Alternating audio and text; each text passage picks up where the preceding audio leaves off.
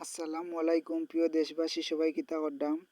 এই যে দেখতে পারডা টমেটো এমন এক সময় শোনা আছিল টমেটো, কিন্তু এমন এক পর্যায়ে এখন আইছে যে গাছও ফাঁকিয়া মজিয়া তলে ফসের বেচাদান না, মানুষে নেই না, মানুষে খায় না, এখন এমন এক পর্যায়ে আইছে।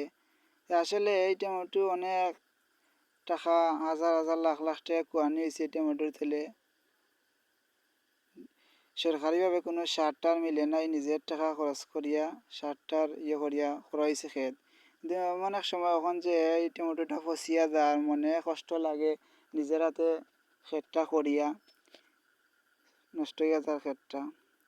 তো আমি মাননীয় উপদেষ্টা মন্ত্রীর কাছে একটা অনুরোধ করব যে আমাদের কমলগঞ্জ একটা যদি কলেস্টার দেওয়া যাইতো তাইলে কৃষক ভাইদের খুব উপকার হইতো।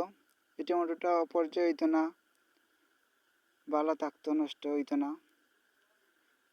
এখন হয়তো দাম কমছে, কোনো এক সময় আবার বাড়বে। যদি আমাদের টমেটোটা নষ্ট হয় না, ভালো থাকে, তাইলে আমরা বিক্রি করতে পারবো, আবারও ভালো থাকবে।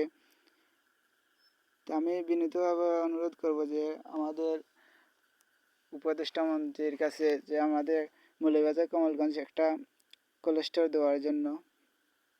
আসলে অনেক কষ্ট করিয়া ক্ষেতটা, আমরা কৃষক ভাইরা তো কৃষি করিয়া তো খাইতে হইব, তাইলে অনেক কষ্ট করিয়া ক্ষেতটা করছি, কিন্তু এখন যে বিক্রি করতে পারতাম না। একটা কোল্ড থাকলে কোল্ড নিয়ে তুইতে পারবো, টমেটোটা ভালো থাকবো।